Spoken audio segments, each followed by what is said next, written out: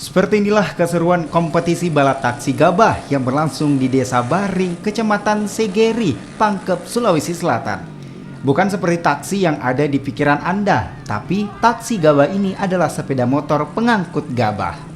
Di kompetisi ini, setiap peserta diwajibkan membawa satu karung gabah untuk melewati lintasan balap satu putaran. Dengan motor yang telah dimodifikasi, taksi gabah melewati lintasan tanah dan lumpur sebagai tantangan tersendiri sebelum sampai di garis finish. Tidak sedikit para peserta lomba terjebak ke dalam lumpur, bahkan terjatuh saat balapan dimulai.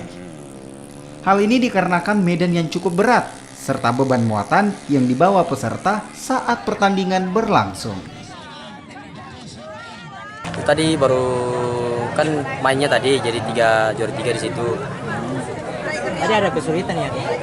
Mungkin kesulitan itu di area saja, di area low trace balap karena ditambah dengan beban yang sangat berat, gabah pakai motor yang taksi gabah gitu, baru ditambah lagi dengan arena yang berlumpur apa gitu, jadi itu mungkin yang agak sulit karena lewat lumpurnya. Jatuh ya?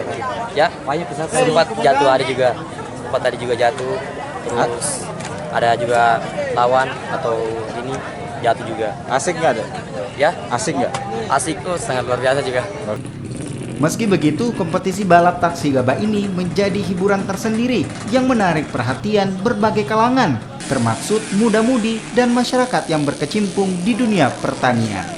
Dan memang Pangkep merupakan daerah basis pertanian dan penghasil beras terbesar, selain salah satu penghasil terbesar di Sulawesi Selatan.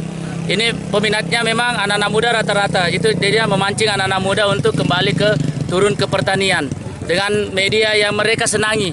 Salah satunya adalah itu tadi, anak-anak muda yang punya kemampuan dalam hal membawa motor, kemudian bisa memperbaiki motor, kemudian bisa modifikasi motornya untuk bisa disesuaikan dengan kebutuhan daripada petani untuk diantarkan sebagai transportasi untuk mengangkut hasil panen mereka. Dan ini cukup efektif, dan yang menarik adalah anak-anak muda milenial luar biasa sambutannya. Akhirnya kita mengajak juga anak muda, mari kita kembali ke pertanian, mari kita kembali ke sawah.